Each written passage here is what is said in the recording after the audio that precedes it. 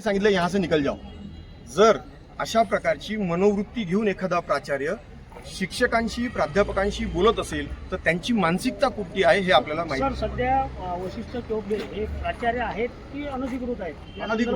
अनधिकृत आहेत आणि त्यांनी तुमच्या माध्यमातूनच सगळीकडे हा प्रचार केला की माझं 3 वर्षाचं मला पत्र मिळालेलं आहे, हे तुम्हालाही माहिती आहे। त्यांच्याकडे अद्यापपर्यंत या घटकेला जितके वाजले असतील आतापर्यंत त्यांच्याकडे एकही कागद पुरावा म्हणून असल्यास मागून घ्यावा। सर, त्यांनी हे सुद्धा सांगितलं की बिना एक्सचेंजचा खुर्चीवर बसू शकत नाही, गुन्हा दाखल होते की नाही। मग असं असूनही गुन्हा जर दाखल होत नसेल तर मग आम्हाला आज यावं लागलं, हा प्रसंग घडला आणि आम्ही सगळ्यांचा आता बांध फुटलेला आहे आणि गुन्हा दाखल झाल्याशिवाय आम्ही आज इथून निघणार पण नाही। मानसिक पिळवणूक, मानसिक आणि आर्थिक सर्व लोकांना विनाकारण सस्पेन्शनच्या नोटीस देत राहते, नंतर वापस घेते, पैसे उकळत राहते।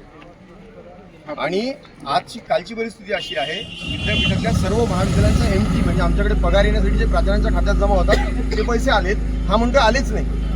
आमचा पगार अजूनही झालेला नाही। आम्ही याविषयी सुद्धा जेडीके ऑफिसला आणि विद्यापीठाला तक्रार करणार आहोत। हा व्यक्ती म्हणजे शिक्षण क्षेत्राला मिळालेला खूप एक विकृत कलंक आहे।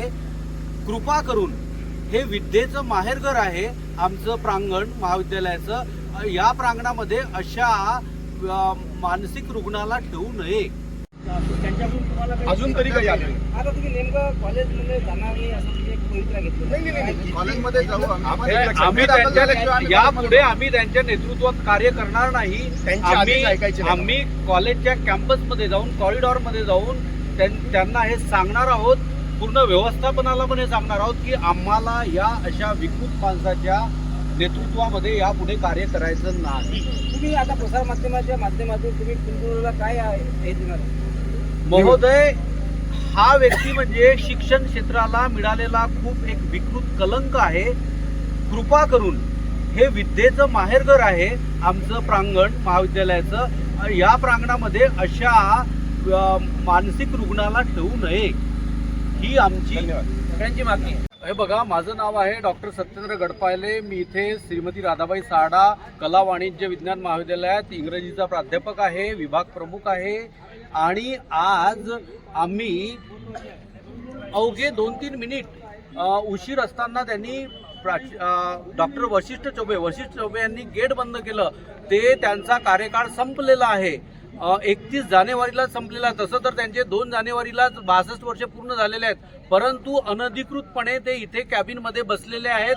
आणि आम्हाला बोलवून, प्राध्यापकांना बोलवून त्यांनी म्हटलं की ये कॉलेज तुम्हारे बाप का नहीं है, ये हमारे सिस्टम से चलेगा असं म्हणून ते अंगावर आले आमच्या। खूप अर्वाच्य मोठ्याने धमकावण्याच्या भाषेत बोलले आणि आम्ही म्हणून कित्येक या 9 वर्षापासून या व्यक्तीचा जो मानसिक आणि आर्थिक त्रास आहे प्रत्येक कर्मचाऱ्याला,